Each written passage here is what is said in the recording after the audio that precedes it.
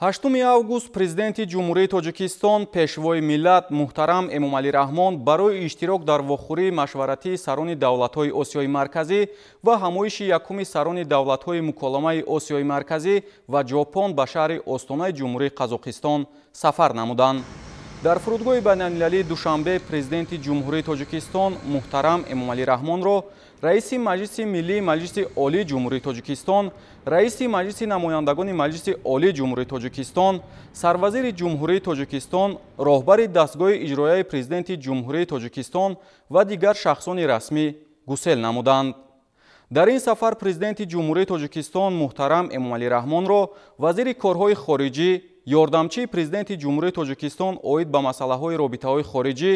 вазирони рушди иқтисод ва савдо, молия, саноат ва технологияҳои нав, меҳнат, муҳоҷират ва шуғли аҳолӣ, раиси кумитаи сармоягузорӣ ва идораи амволи давлатӣ ва дигар шахсони расмӣ ҳамроҳӣ мекунанд.